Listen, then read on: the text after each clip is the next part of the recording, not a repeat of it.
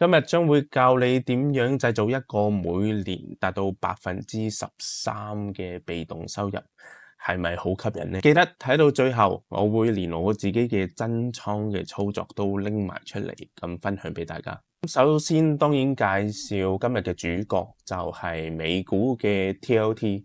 咁 TLT 就係20年以上嘅美國國債 ETF。你買入 TLT 就等於你買入咗一籃子20年以上嘅美國國債，咁可以俾大家睇下佢10大嘅持倉，就係呢一堆係唔同到期日嘅美國國債。咁 TLT 喺呢一刻已經係有4.27% 嘅股息率。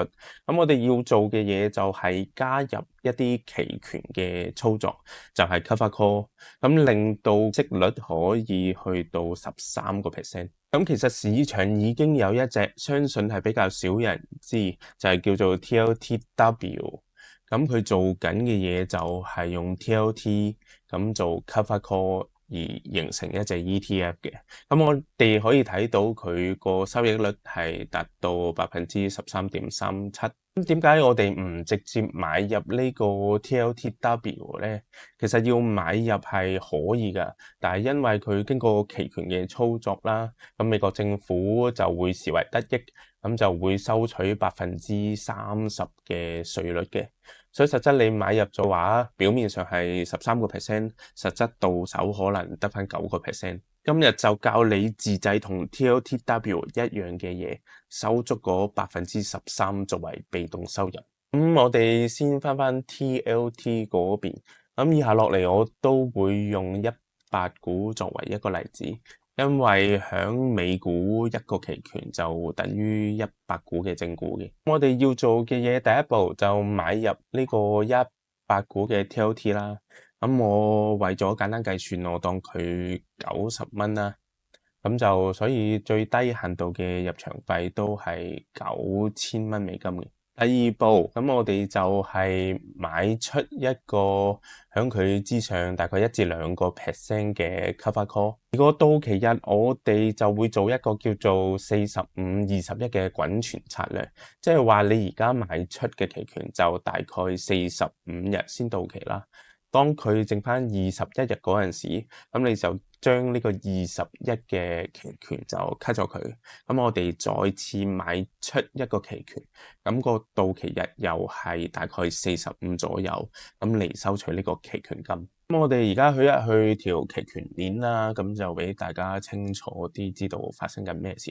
咁呢度我哋睇到 TLT 嘅期權鏈，咁我哋就揾一個大概45日嘅到期日嘅期權鏈啦。咁就我揀4月17日啦。咁我哋就揀買出呢個92蚊嘅 call 啦。咁我而家假設，咁我用呢個策略做一整年。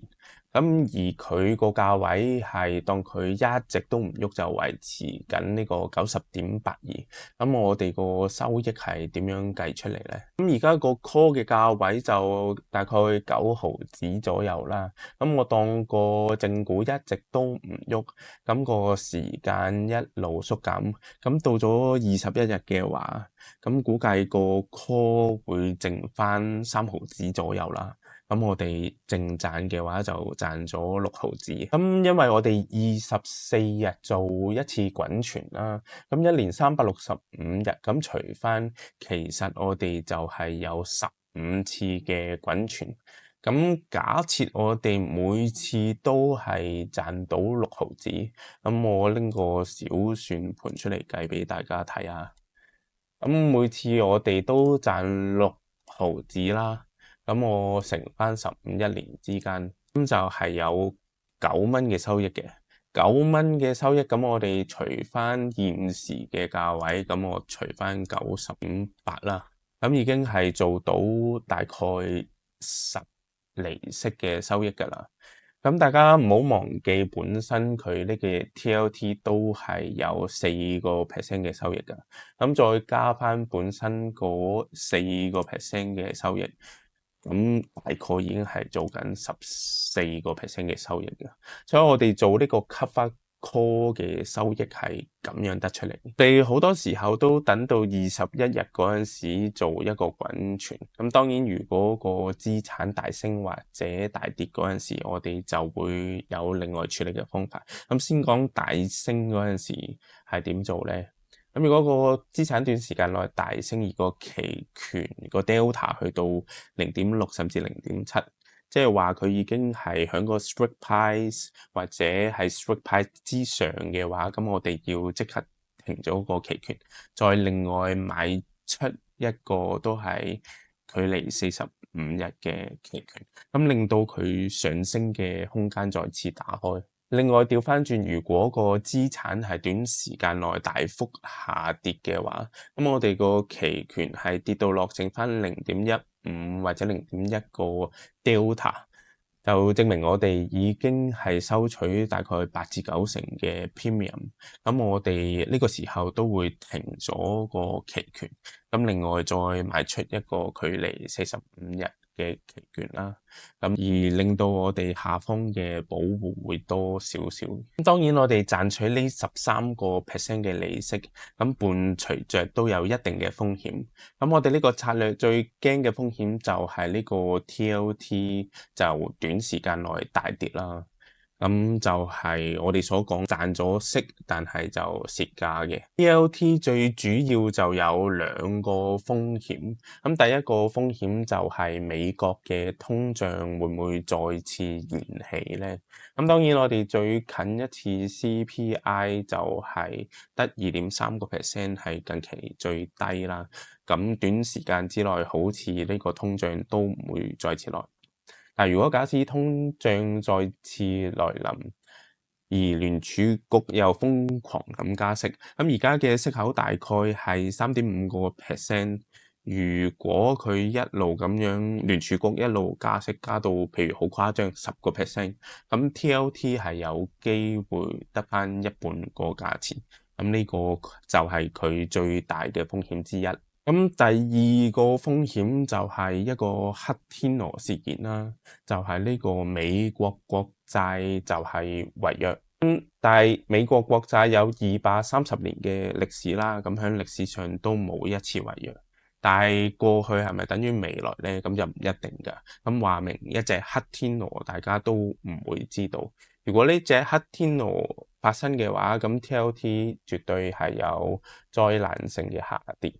咁所以 TLT 最主要就有呢2個嘅風險，咁大家要小心嘅。咁最後會講下點解我哋會揀選 TLT 做呢個 cover call 嘅策略，同埋點解我哋會用45-21呢個法則嘅呢？其實呢個策略 cover call 嘅策略係適用於所有嘅資產㗎，但係 TLT 咧有4個好處啦。咁第一，佢正股流通量就極高啦。咁你買出買入都十分之方便。咁另外佢正股流通量咁高，咁伴隨住佢期權嘅成交量都係好高。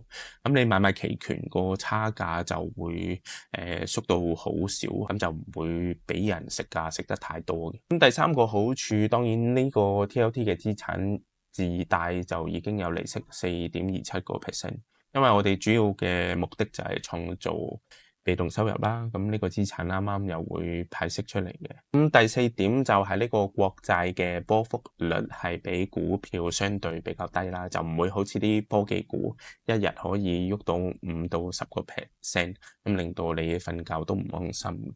咁 TLT 係可以令你好舒服啦，咁作為一個收息嘅資產。至於呢個45-21嘅法則就係我個人一個喜好。其實如果你對期權係有認識嘅話，你可以去調校出係符合你自己嘅諗法嘅一個期權策略。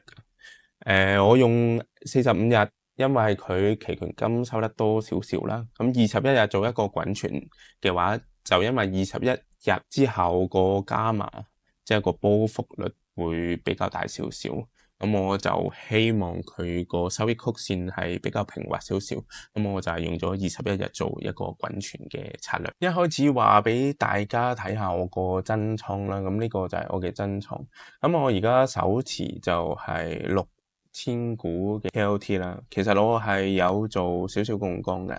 我本身呢個 account 大概係$30萬左右，咁我將佢係放大到54萬嘅 TLT，咁其實係做緊大概1.7倍嘅槓桿，咁我就係借咗一部分嘅 gain 去做嘅。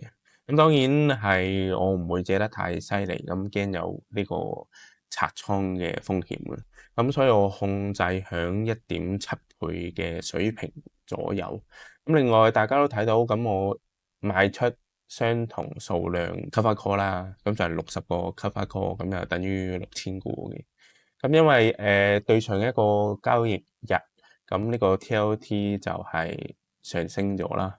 咁大家見到，咁我 TLT 係個正股就賺錢啦，咁而個 cover call 係蝕錢嘅。咁其實 cover call 就有一個唔好處啦，咁佢會限制咗你向上升嘅空間嘅。其實而家已經去到90.77啦 TLT，咁我個 cover call 係賣響91蚊嘅咧。咁頭先我講過啦，如果當個期權個 delta 去到0.6到0.7，咁我就會再做一個滾存嘅。咁而家都相當之近噶啦，咁我嚟緊可能會睇下佢啦。如果佢好快咁超過咗91去到91.5、92，咁我絕對會做一個滾存，再打開翻佢上升嘅空間。嚟緊我呢個 account 都會做一啲期權嘅策略，就好似一啲 bull spread、credit spread 咁分享俾大家啦。咁如果大家有興趣嘅話，就訂閱啦，就睇住我呢一個倉就$30萬，咁究竟會唔會進一步成長，就或者虧損呢？咁有興趣嘅亦都可以留言啦，分享下你嘅意見啦。咁今日就講到呢度，多謝大家，拜拜。